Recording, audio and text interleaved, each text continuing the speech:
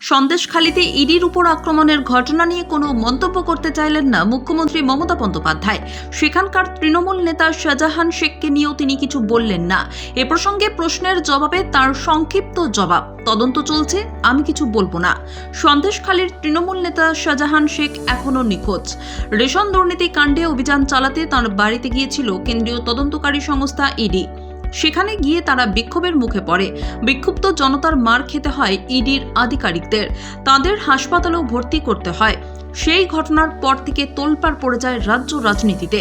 অভিযোগ, হট্টগোলের মাঝে বাড়ির পিছনের দরজা দিয়ে পালিয়ে গিয়েছে শাহজাহান।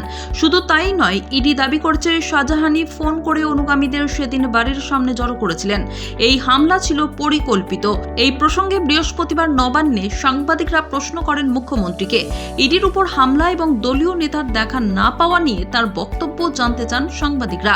মমতা জানান, শাহজাহানের ঘটনা তদন্ত সাপেক্ষ, তাই এ বিষয়ে তিনি এখনই কিছু বলতে চান না। সন্দেশখালীর ঘটনা নিয়ে শুরু থেকেই অস্বস্তিতে তৃণমূল। বিরোধী দলগুলি একযোগে এ বিষয়ে তাদের আক্রমণ করে চলেছে। আদালতেও স্বস্তি মেলেনি শাসক দলের। ইডির বিরুদ্ধে পাল্টা যে এফআইআর দায়ের করা হয়েছিল বৃহস্পতিবার, তাতে স্থগিতাদেশ দিয়েছে হাইকোর্ট। নির্দেশ, আপাতত ইডির বিরুদ্ধে তদন্ত করতে পারবে না পুলিশ। রাজ্যের কাছে চাওয়া হয়েছে কেস ডায়েরিও। তৃণমূল যদিও সন্দেশখালী এবং শাহজাহান নিয়ে প্রথম দিন থেকেই ইডির প্ররোচনার কথা বলে আসছে।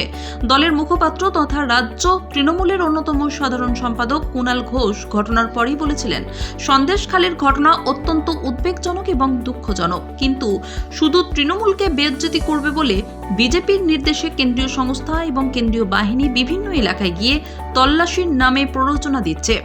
এটি ধারাবাহিক ঘটনায় পরিণত হয়েছে বলেও দাবি করেন কুণাল। পরে তিনি জানান, রাজ্যের সঙ্গে পরামর্শ করে ইডি কাজ করলে এ বিষয়ে সরকারও সহযোগিতা করতে পারত। তা হলেই জেলায় এই ধরনের অস্বস্তিকর পরিস্থিতির মুখে পড়তে হতো না কেন্দ্রীয় আধিকারিকদের। দলের তরফে এই অবস্থান জানানো হলেও বৃহস্পতিবার দলের সর্বময় নেত্রী সন্দেশখালী নিয়ে কিছু বলতে চাইলেন না। অনেকে মনে করছেন মমতা প্রশাসনিক গোপনীয়তা রক্ষা করতে চেয়েছেন, সেই কারণেই এই বিষয়ে তিনি মন্তব্য করলেন না।